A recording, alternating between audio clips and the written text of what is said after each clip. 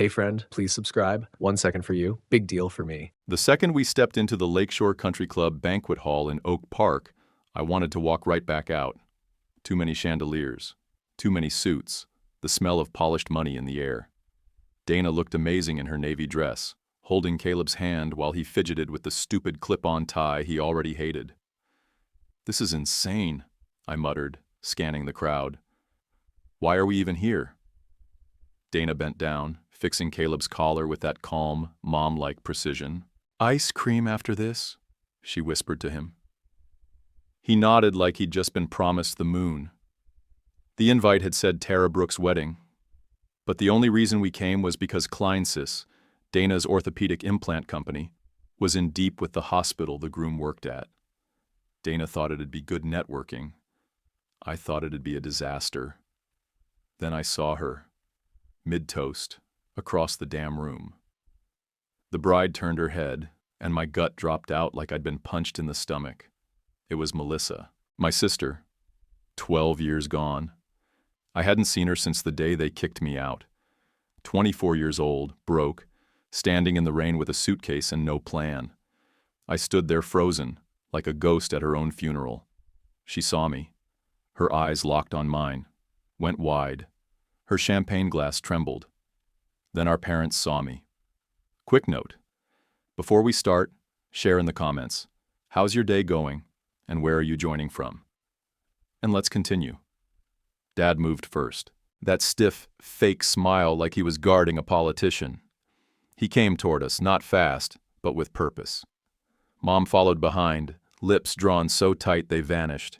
"What are you doing here?" she hissed, just loud enough for the table next to us to pause mid-fork. I should have answered, but my throat locked. That memory hit hard.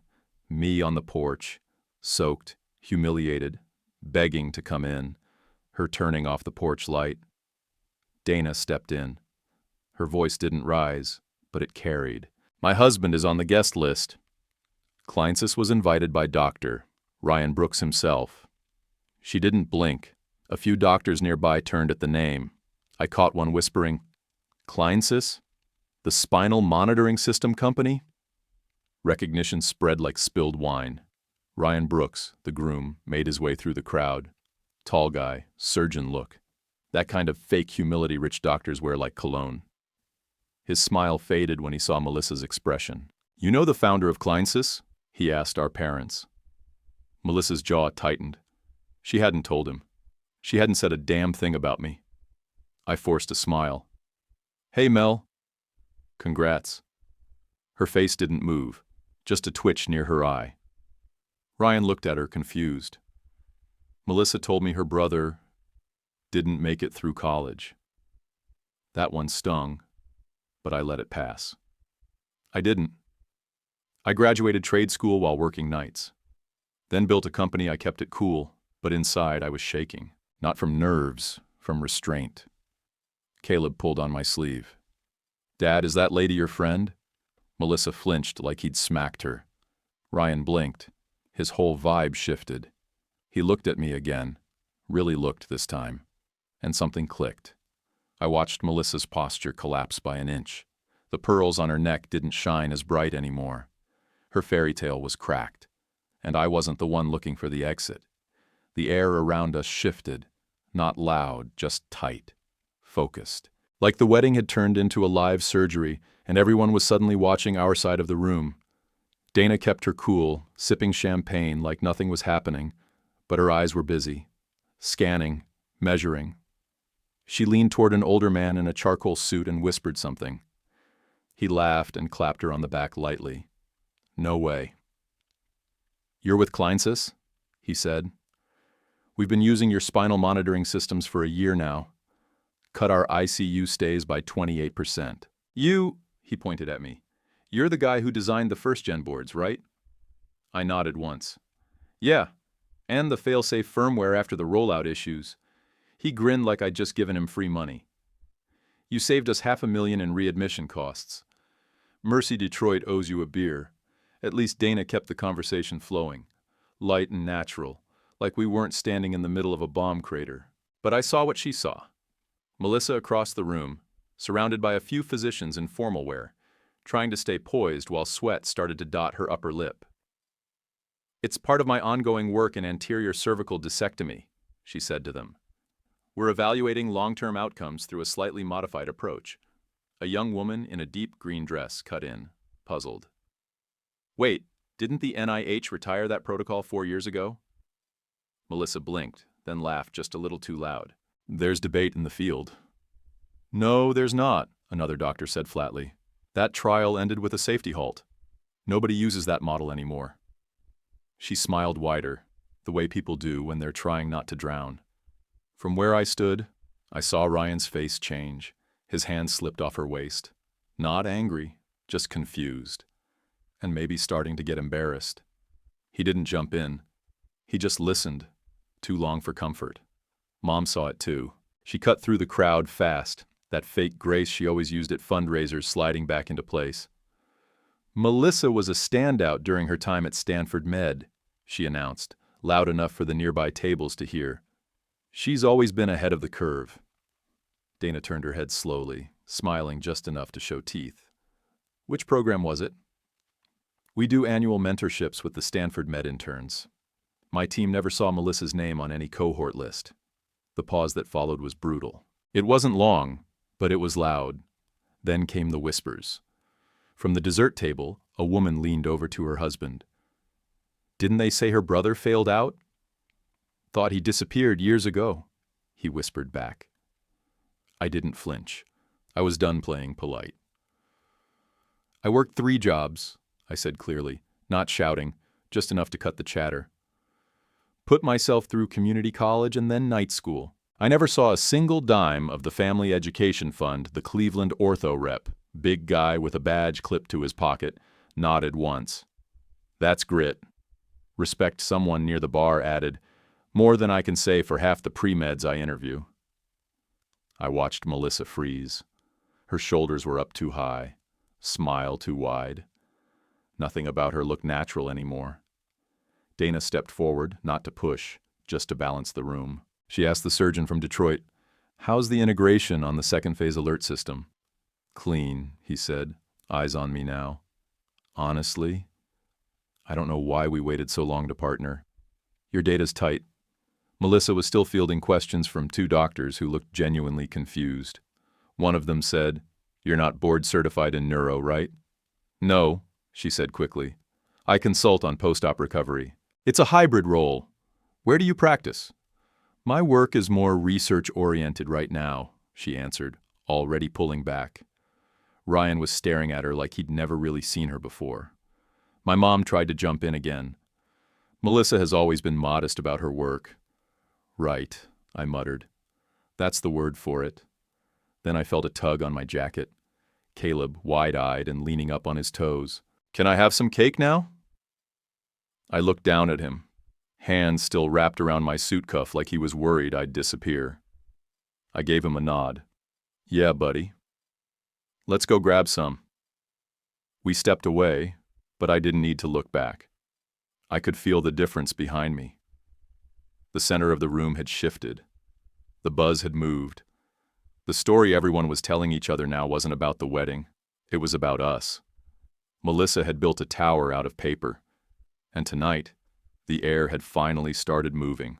I walked Caleb over to the dessert table, let him load his plate with frosting and sugar, and gave Dana a quick nod before stepping away. I couldn't stay in that room another minute, not with all those eyes shifting between me and Melissa like we were exhibits under glass. My shirt collar felt too tight, my skin too hot. I moved through the side hall toward the restrooms, needing air more than I needed a mirror. The second I pushed open the men's room door, I stopped short. She was already there. Melissa stood in front of the sink, dabbing at her eyes with a paper towel. Her mascara was smudged. Her hands trembled when she caught sight of me in the mirror. She didn't look like a bride. She looked like a woman holding onto the edge of something with torn fingernails. She didn't say anything right away, just stared at me, waiting for me to back out. I didn't. "Why are you doing this?" she hissed. I shut the door behind me. "Doing what?" "Don't play dumb. You weren't supposed to come back. You were gone." Her voice cracked but sharpened again, fast. You were the dropout. I leaned against the counter, arms crossed, watching her fall apart in real time. Nah, I just wasn't worth the tuition money, remember? She turned to face me fully now, eyes red, breathing shallow. They told me if I wanted Stanford, they couldn't afford to split it. That's what it came down to. One kid got the money. They gave it to me. No shit, I said. You think I didn't know that already? You think I didn't hear them whispering about investing where it matters when they thought I was asleep on the couch? She flinched like I'd smacked her, but I wasn't yelling. I was just done pretending I hadn't seen all of it the first time around. They said you wouldn't finish, she muttered. Said you had no plan. I didn't have money. That's different. Her jaw clenched. She looked down at her heels like they had answers. Then she let out this bitter little breath. I didn't even want to be a doctor. I wanted... She stopped herself, shaking her head. I wanted the image. I wanted people to look at me and believe I mattered. I stared at her for a second, making her sit in it.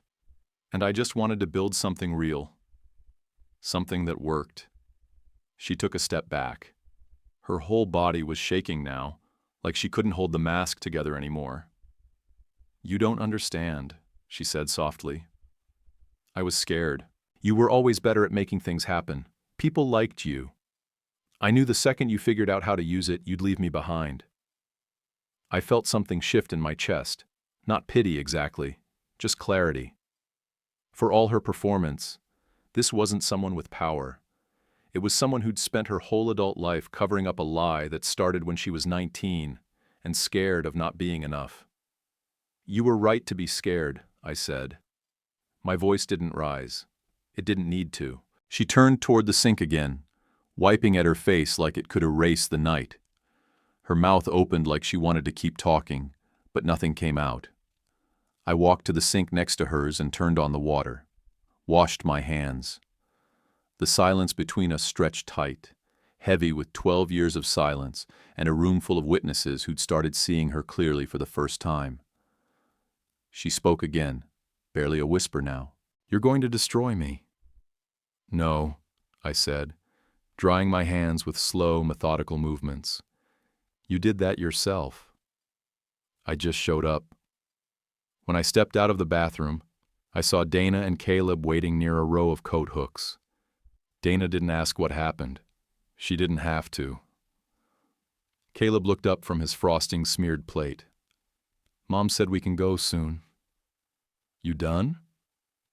Dana slipped her hand through the crook of my elbow, gave it a soft squeeze. Ready when you are. I looked back toward the hallway, but I didn't feel anger anymore. Not even satisfaction. Just the kind of calm that comes when you stop needing anything from someone who never had your back in the first place. Yeah, I said. Let's go. We stepped back into the reception just as the string quartet switched from Bach to some light fancy crap I couldn't name. Nobody was dancing. The food stations were mostly abandoned. The buzz wasn't at the cake table or the floral centerpiece with $1,000 of white roses. It was around us.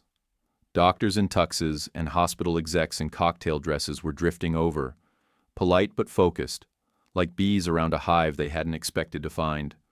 One of them, a short, stocky woman with a mercy badge and a glass of red wine, leaned in. I heard you're the brains behind Kleinsis, she asked. Dana answered before I could. He built the core architecture. I ran deployment and integration. We're expanding into implant diagnostics this quarter. The woman raised an eyebrow. Real-time calibration? Down to micron-level feedback, I said.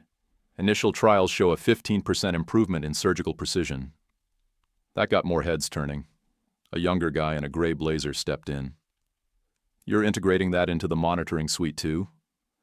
Eventually, Dana said. But first we're launching it as a diagnostic module. Low friction. Ryan was right behind them now, silent, locked in. He wasn't smiling. He wasn't glancing around for Melissa. He was listening like someone finally turned on the lights in a dark room. Melissa lingered at the edge of the conversation, doing that tight-lipped bride smile, trying to reinsert herself. A few guests turned to her out of courtesy. So, which Stanford program were you in again? A woman asked her. Melissa looked directly at Dana, then at me. It was a specialized research track, not part of the standard cohort. That's strange, another guest said. My niece was in their spine fellowship 3 years ago. She would have known you. I wasn't in that specific group, Melissa said quickly. It was adjacent. A partner track. Her voice had a quiver she couldn't hide anymore. The charming, polished bride was gone, just a tired, cornered version of herself now, clutching a flute of champagne like it could hold her up. Then Dad stepped in. He moved through the crowd with that old practiced stride, arm around Melissa, voice sharp with authority. Let's not make this about old history, he said. This is Melissa's big day. We should be celebrating her and Ryan. His eyes landed on Ryan like he expected backup. Ryan didn't blink. We don't want to lose focus, Dad added, pushing forward. Let's bring it back to Melissa, not... He waved vaguely toward me. All this. Ryan still didn't move. No smile. No agreement. Just a hard silence that stretched too long. Caleb tugged my sleeve again, voice too loud in the stillness. Dad? Is she still your sister? I knelt beside him, met his eyes. She's related to me, I said. But family's different. Dad's face went red instantly. His hand dropped from Melissa's shoulder. You can't just walk back in here after 12 years and act like you belong. I stood up straight, taller than him now, heavier too. I didn't walk back. I was invited. Dana's company was invited, and I built a life you never thought I could. The air in the room dropped 10 degrees. Dana didn't say a word. She just reached into her clutch and handed me the envelope we'd brought in case things went sideways. It wasn't a plan. It was a message. I walked past my father and stepped right up to Ryan. Congrats again, I said, and handed him the envelope. He opened it carefully, looked inside, and pulled out the certificate. I saw the flicker in his expression as he read the words, "One symbolic share of Kleinsees Incorporated. Granted in professional courtesy." His brow furrowed slightly. You're offering me a small token, I said. No strings, just recognition. Welcome to the next chapter. He looked at me, then back at Melissa. His jaw tightened. I could see the storm brewing behind his eyes. He wasn't angry, not yet, just finally realizing how much he didn't know. Melissa reached for his arm. Ryan! He stepped away from her touch without looking at her. I didn't need to stay there. The shift was already in motion. Ryan had heard the conversations, seen the hesitation, watched her dodge every question. The doubt was permanent now. The moment was past saving. Melissa's hand hung midair, forgotten. Dad opened his mouth like he had something to say, but nothing came out. He just looked at me, eyes filled with something that wasn't anger. It was fear. Fear that maybe the version of me they'd tried to erase didn't just survive. Maybe I was doing better than all of them. I walked back to Dana and Caleb, buttoning my jacket as I moved. No strut, no victory lap. I didn't need one. Behind me, Melissa stared like the floor might open up under her. She wasn't in control anymore. And she knew it. A month later, the wedding felt like it had happened in a different universe. The chaos, the whispers, Melissa's frozen expression. It was all background noise now. My world had moved on. I was in my office on the 37th floor of the Chicago Riverfront Tower, finalizing a contract with St. Mary's Medical out on the West Coast. Big deal. Dana had prepped the pitch deck. I'd closed the technical gaps, and our legal team was locking down the final licensing clauses. The numbers looked good. Our projections were up. For the first time in years, I felt like I could breathe without waiting for something to fall apart. Dana was at a spine symposium in Denver. Caleb had baseball practice after school. He was playing second base now, wanted to try shortstop. I told him we'd practice in the backyard after dinner. That morning he'd packed his own lunch and told me not to forget his game next week. I hadn't. I never did. The knock on my door was sharp, but not urgent. My assistant stuck her head in. Doctor, Ryan Brooks is here, she said. No appointment. Should I tell him to come back? I didn't answer right away. Just stared at her for a second, then nodded once. Send him in. Ryan walked in looking like a man who hadn't slept in days. His posture was slumped, the cocky surgeon vibe gone. His suit was wrinkled, collar askew, eyes dull like someone had turned the lights off behind them. He sat down before I told him to. Everything Melissa told me was fake, he said, no build-up. Just dropped it on the floor between us. She never went to Stanford. She never had a fellowship. She lied about the clinic. Said she was managing the books. Said she had it all under control. I didn't say anything. She didn't. Not even close. He ran a hand through his hair, then leaned forward, elbows on his knees like the weight in his chest was dragging him down physically. There's billing fraud, he said. Your parents' practice. It's worse than I thought. That got my attention. She ran some of the accounts herself. Apparently for years, I went through some old files, payments from insurance companies that never made it into official ledgers, double billing, ghost appointments. It's all there, 15 years of it. I stood still, my hands clenched behind my back, pressed to the window ledge, but I didn't move, didn't react, just stared at the skyline while he kept talking. I didn't want to believe it, but once I started digging, it was too clear. She knew what she was doing. I turned back to him. How much did you know before the wedding? His mouth twitched. Not enough. Not what mattered. He leaned back now, legs stretched out like he'd finally hit the part where he didn't care how pathetic he looked. I hired a lawyer, he said. I'm filing for annulment. There's nothing to fix. It was all built on lies. Still, I didn't say anything. Let him sit in it. Let the silence stretch. I'm not here to ask for anything, he added. I'm not asking you to get involved. I thought you should know he didn't mean that. Not fully. The question was in the room, whether he wanted to admit it or not. He was hoping I'd offer something. Advice.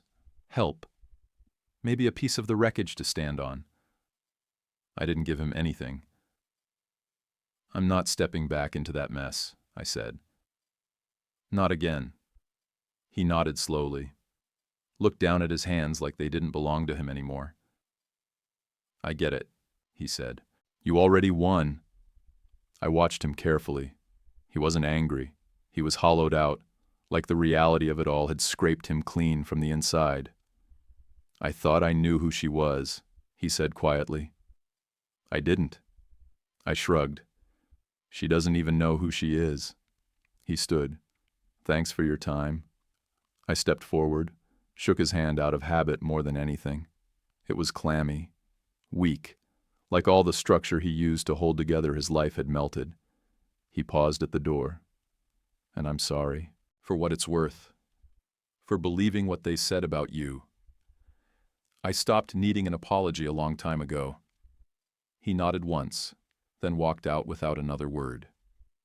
The door shut behind him, and I turned back to the city.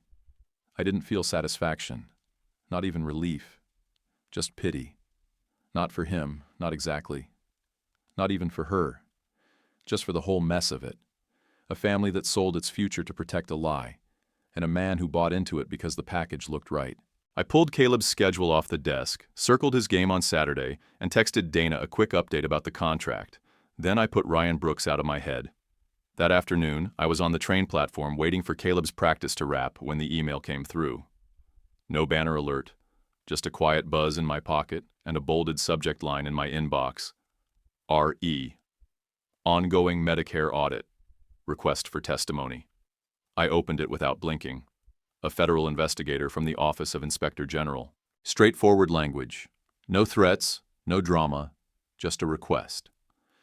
They were building a case on multiple Medicare fraud complaints tied to my parents' practice, dates stretching back 15 years. They had partial documentation, but needed corroboration. Needed someone who'd been close to the books. They knew I'd worked there, knew I'd seen things. I didn't answer right away.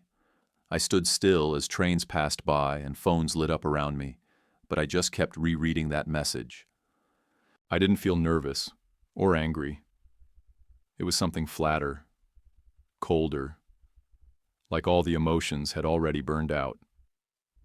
That night, I sat in the bleachers with Dana while Caleb stepped up to bat. It was a humid evening. August heat hanging low over the field, kids sweating through their jerseys, aluminum bats clinking like wind chimes. I watched him adjust his helmet, tap the plate twice with his bat, then glance toward us like he needed confirmation we were still there. We were. We always were. Dana leaned into my shoulder, soft but firm. "You don't owe them anything." I nodded slowly. She wasn't wrong, but she also knew me too well to think that was the end of it. They didn't deserve silence either, not the patients, not the elderly folks who thought they were getting clean care, not the interns who'd been roped into clerical fraud without realizing it, not the nurses who'd walked away in silence because speaking up meant losing everything. I remembered those ledgers, the mismatched totals, the overwritten entries. I'd been 17, working in that office after school, just trying to earn gas money. I didn't understand the numbers back then, but I did now. So the next morning, I logged into my cloud archive, the one I hadn't touched in years, and pulled out every monthly report I'd saved. I hadn't known why I kept them at the time. Maybe I just didn't trust the system even back then. I attached the PDFs. No commentary, no statement, just facts. I hit send. No press, no social post, no phone call to a reporter, just quiet damage. The kind that doesn't make noise, but doesn't go away either. A few hours later, the first voicemail from Melissa came in. She didn't call me Melissa anymore. The message started with "It's Grace," like that name still meant something. Her voice was tight, polite, and full of panic under the surface. She wanted to talk. Said she was going through a rough time and might need a short-term loan to sort out legal things. Her tone was fake sweet, all the way to the end. I watched the transcript pop up on my screen, then swiped it off without playing it. The next day, another one. This time the edge had sharpened. She still asked for money, but now there was a warning built into the words. Something about how Caleb deserved to know the full truth. That line was bolded in the transcript, like she thought it had weight. I archived it, no hesitation. Didn't even flinch. The third message hit that weekend right after Caleb's game. He'd hit a double and rounded the bases like he was flying. He came off the field grinning, glove in hand, asking if we could get milkshakes on the way home. The message came in while we were sitting in the car, engine running, windows down. Another transcript popped up. This time she didn't bother pretending. The voice-to-text garbled some of it, but I caught enough. She threatened lawsuits, claimed defamation, accused me of slander, of manipulating Ryan, of stealing the company's spotlight for revenge. I pressed and held the notification, muted the thread permanently. No alert tone, no buzz, nothing. Then I dropped my phone in the console and turned to Caleb. "Chocolate or vanilla?" He didn't hesitate. Twist. Dana smiled from the passenger seat. "Of course." We pulled out of the lot and headed to Jackson's on 47th. All windows down, the smell of sunscreen and summer air mixing with the melted dirt of the baseball field still stuck to Caleb's cleats. I didn't need Melissa's voice in my head anymore, or her threats, or her twisted version of what she thought I was. I already knew who I was. More importantly, so did my son. He didn't care about resumes or medical school programs. He didn't care who lied or who folded under pressure. He cared that I showed up, that I kept my promises, that I was there every time he looked over his shoulder. And as Dana reached across the seat to touch my hand lightly, I realized something else. Her smile, that soft, steady curve that never asked for anything except the truth from me, was the only validation I'd ever needed. Melissa could burn herself down trying to keep the lies lit. I'd already moved on. 6 months later, our backyard was a mess of overturned soil, sun-warmed plastic buckets, and tomato seedlings that Caleb insisted were already taller than yesterday. He was in a Cubs cap, face streaked with dirt, plastic shovel in hand. Dana crouched beside him, marking off planting rows with garden twine like it was surgery. I leaned against the fence with a glass of lemonade, jeans stained at the knees, watching my family move like a team without needing a word from me. It was quiet, and I didn't mean the absence of noise. I meant the kind of quiet where nothing was waiting to blow up. No investigations, no lawyers, no voicemails I didn't want to hear. Just a kid laughing because he found a worm, and a woman humming along with a playlist on her phone. Inside the house, my phone buzzed with an alert. Not a call this time, just a confirmation. Mercy General's board had approved our surgical automation suite. That made 5 major hospitals this quarter, including St. Mary's, Riverbend, and Phoenix Central. We were ahead of schedule. Our install team would fly out Monday. I looked out at Caleb, squinting into the sun, while he jabbed the shovel into the dirt. "You're helping people heal faster, Dad," he said, like it was the most obvious thing in the world. I reached over and ruffled his hair. "Only because you helped design the tomato layout," I said. He grinned and went back to digging. The mail came later that afternoon. A manila envelope, certified, no return address, but I recognized the handwriting the second I saw it. Tight, too neat, like she was still trying to control the story even now. I opened it on the porch while Dana and Caleb cleaned up the garden tools. Just 1 page inside. Lined paper, handwritten. She didn't open with an excuse or a lie. Not this time. She called herself Melissa again. She said I was never the weak one. She admitted to everything. The school, the fake credentials, the billing fraud. Said Ryan had filed for annulment. Said the clinic was shut down. Said my parents had pulled back from the practice. Too old and too scared to face what was coming. She didn't ask for forgiveness. She didn't even ask me to write back. It read like someone who finally stopped running because there was nowhere left to go. Dana came up the steps, dried mud on her gloves, the sun turning her hair gold. She didn't say anything. She just looked at me, then the letter, and waited. "I'm not replying," I said. She nodded once. "Good." I went inside, opened my laptop, and pulled up the application page for Mednava's re-entry internship program. It was built for former healthcare workers with disciplinary marks or incomplete certifications. Second chances for people who wanted to earn their way back. I didn't write a cover letter, just a reference letter. 2 paragraphs, factual, unemotional. I signed my name, scanned it, and attached it to the application. Then I mailed the original page back with it. Not mercy, just a path. She could take it or leave it. That part wasn't up to me. A few weeks later, I was in St. Louis for a healthcare innovation expo. Dana had a booth, and I was on a panel about post-op recovery tech. After my session, I wandered the vendor floor, looking at the fresh startups, VR rehab software, AI wound assessment, 3D printed nerve guides. It felt good to be surrounded by people building things from the ground up. Then I saw her. She was sitting in the back row of a small workshop titled Intro to Medical Coding Compliance. She looked normal. No pearls, no French twist, just slacks, a basic blouse, and a notebook open in her lap. She had a pen in her hand and a backpack at her feet. Watching. Listening. She didn't see me at first. Then she glanced up. Our eyes met. She didn't look away, didn't get up, just gave a single nod. Not defiant, not apologetic, just simple. I returned it. That was enough. I walked past her row, didn't break stride. I didn't need anything more from her. I didn't need her to become a better person. I didn't need her to crumble or succeed. I had already decided who I was. Whatever she became from here had to be hers. Back at the hotel that night, I called Caleb to say goodnight.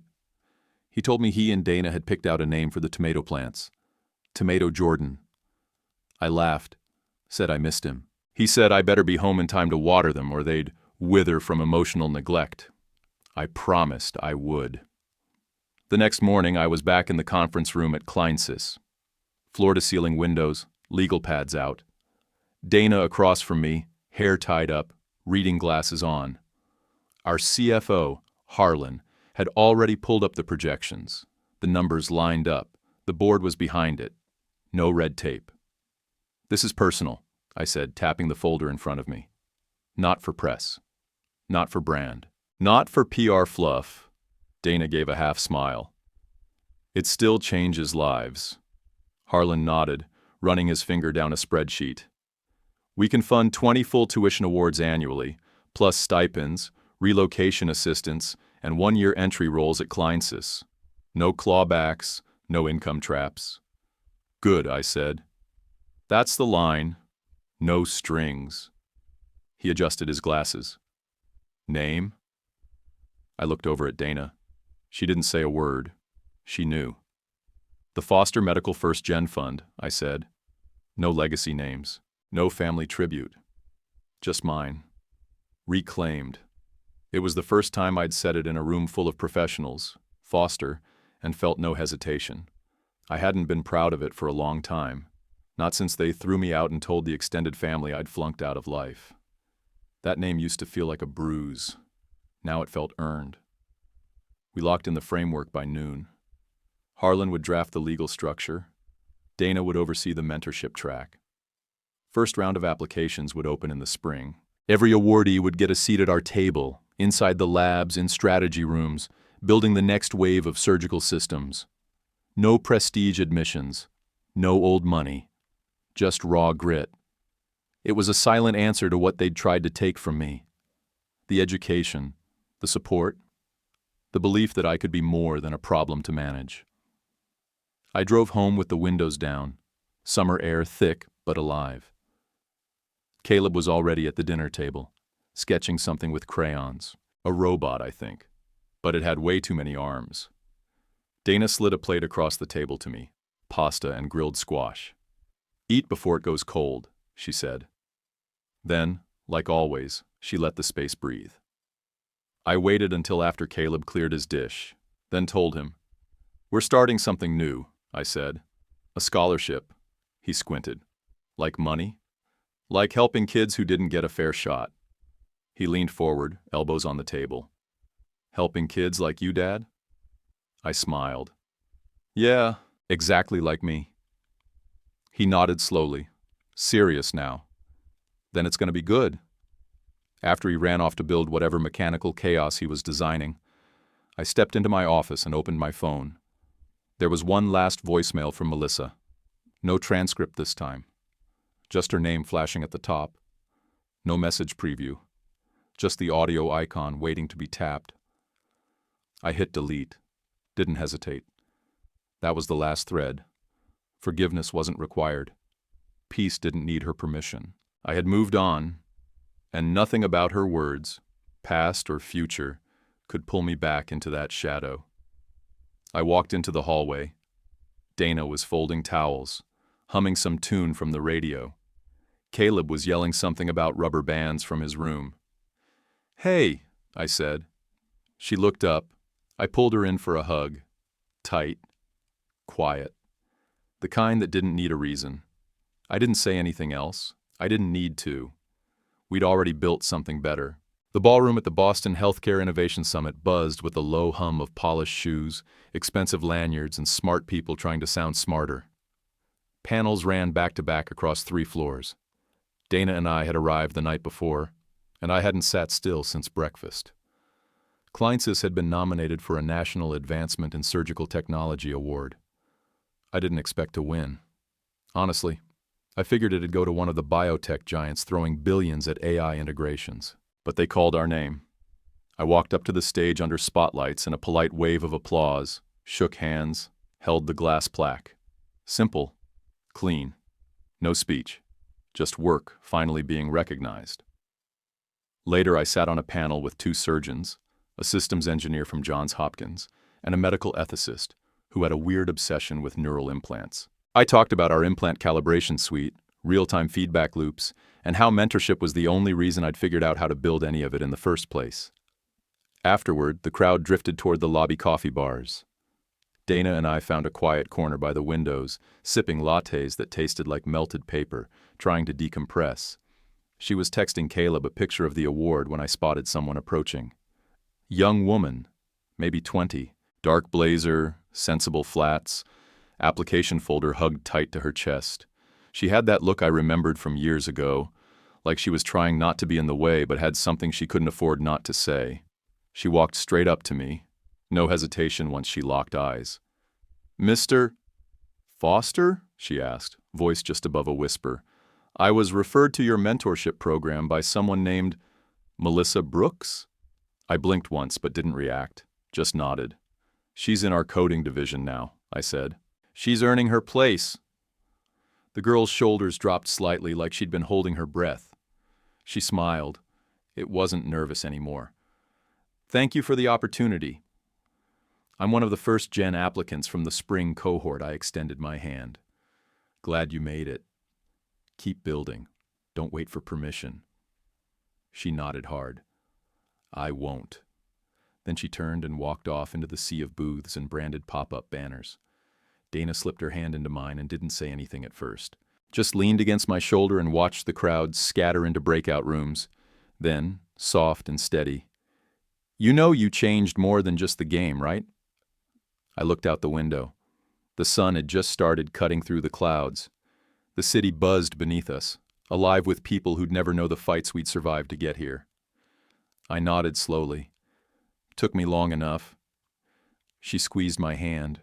That was all I needed. The sun dipped behind the fence, dragging long shadows across the backyard. That golden light hit the sprinkler mist just right, turning it into a soft blur while Caleb ran through it barefoot, laughing like nothing bad had ever happened in the world. His shirt clung to his chest, soaked and stuck, hair dripping, face lit up. Dana stood at the grill on the deck, humming quietly to something coming through the speaker. Salmon sizzled beside a tray of asparagus. She moved with ease, flipping, brushing, checking the edges like she was conducting an orchestra no one else could hear. I sat near the edge of the patio, a big stainless bowl in my lap, shelling peas like it was my life's work. The rhythm of it, snap, pop, drop, kept my hands busy while the quiet settled in around us. My phone buzzed once, screen lighting up on the armrest of the chair. I glanced at it. Her name, another email. I tapped the screen, settings, notifications off. Then I set it face down and went back to the peas. Calm. No need to read it. No need to engage. "Dad! Catch!" I looked up just in time to get smacked in the chest with a soaked, half-deflated foam ball. Caleb was already laughing before I caught it on the second bounce. I grabbed it off the ground and stood up. "You trying to knock me over?" I called out.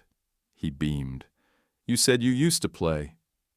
Dana turned her head, teasing smile locked in place. "Still got those hands?" "Barely," I muttered, tossing it back. My throw was off, but he snagged it and spun like he'd won the World Series.